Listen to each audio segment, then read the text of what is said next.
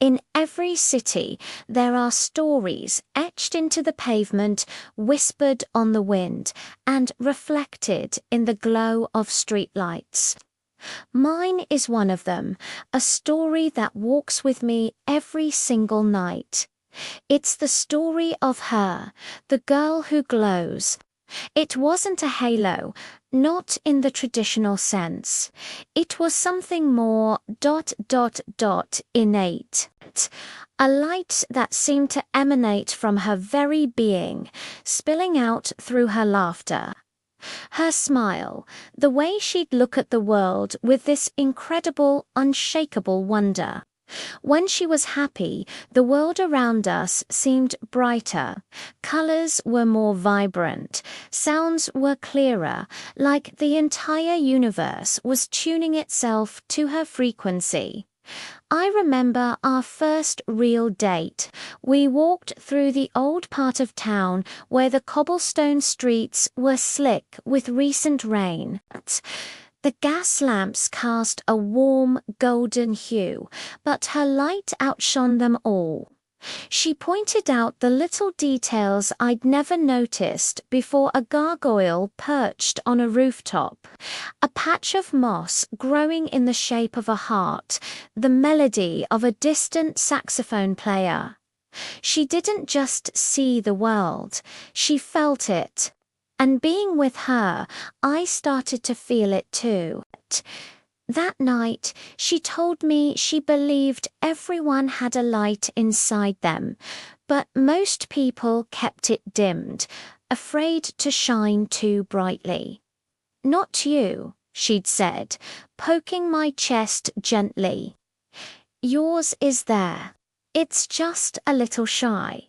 And in that moment, under the amber glow of the lamps and the brighter glow of her presence, I felt it flicker to life. Our love was built on walks like that. We were walkers. We didn't need fancy dinners or grand gestures. Our currency was time, our destination, anywhere. We'd walk for hours, talking about everything and nothing. We'd dissect movies, debate the meaning of life, plan imaginary trips to far-off lands.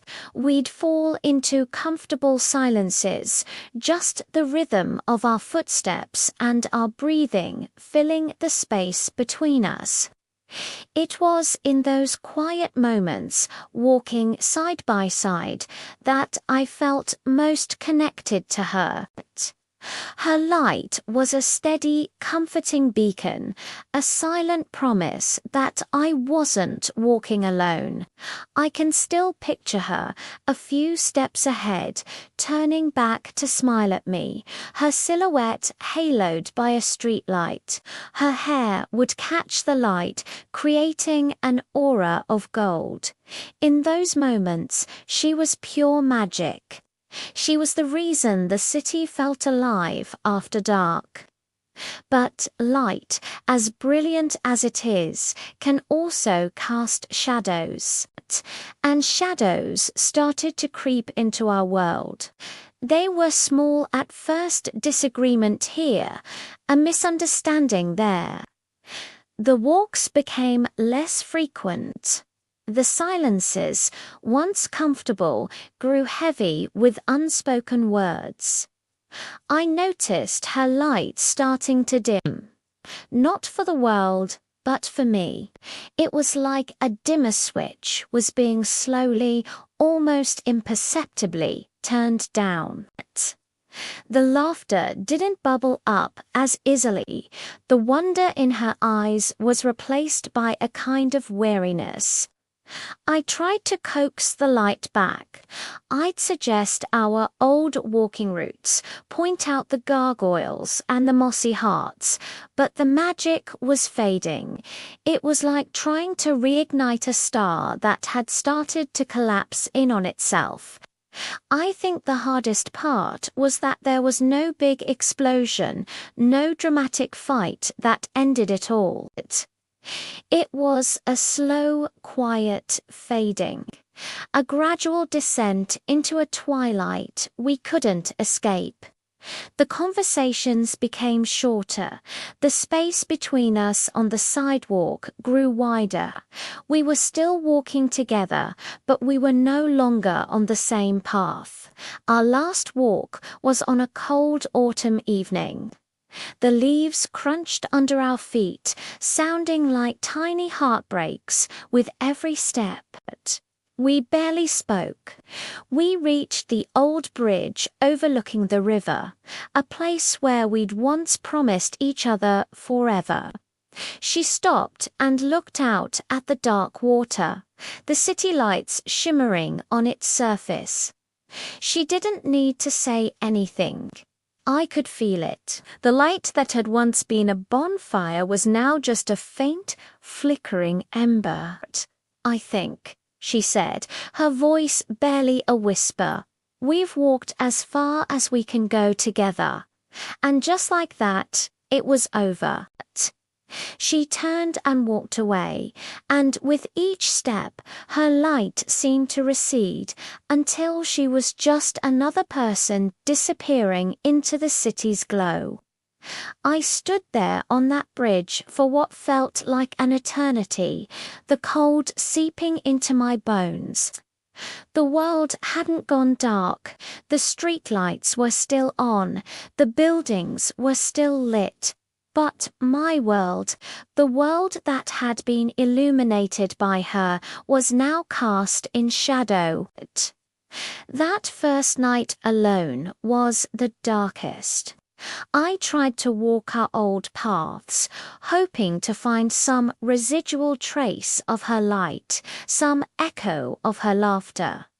But the streets felt empty, alien. The gargoyle was just a piece of stone. The moss was just a patch of green. The magic was gone because the magician had left. The silence was the loudest thing I'd ever heard. For months, I wandered the city like a ghost, haunted by the memory of a light I could no longer see. Every smiling girl under a streetlight, every couple walking hand in hand, was a painful reminder of what I had lost. I felt my own light, the one she said was shy, completely extinguish. But memory is a funny thing. It can be a prison, but it can also be a sanctuary. Slowly, painstakingly, I started to rebuild. I started walking again, not to chase her ghost, but to find my own way. And as I walked, the memories began to change. The sharp edges of heartbreak began to soften. The pain was still there, but it was now wrapped in a layer of profound gratitude. I started to remember the light, not as something I lost, but as something I was lucky enough to have experienced. I was there. I got to walk alongside it, to be warmed by it. She taught me how to see the world, how to find magic in the mundane. That gift was still mine to keep. Now, years later, I still walk. Every night, I walk the same city streets. But it's different. I'm no longer searching for her. Instead, I carry her with me. The memory of her is no longer a ghost that haunts me, but a gentle internal glow that guides me. Sometimes when the light is just right, when a street light hits the mist in a certain way, I can almost see her. A shimmering, translucent figure, just for a second. It's not her, not really. It's a symbol. A symbol of a love so bright that it left a permanent afterimage on my heart. She is the glowing girl, a constant silent companion on my nightly walks. She represents a chapter of my life that is closed, but a story that is far from over. Because she taught me about the light inside, and in her absence I finally learned how to find my own. It might not be as bright or as dazzling as hers was, but it's mine, and it's enough to light the path ahead. So I keep walking, one foot in front of the other, through this city of our memories. I walk for the love we had, for the heartbreak that shaped me, and for the quiet devotion to a light that still shines, even if only in my heart. The story isn't over, it just has a new narrator. Thank you for listening. If this story resonated with you, I'd be honored if you'd subscribe and join me for more stories from the city.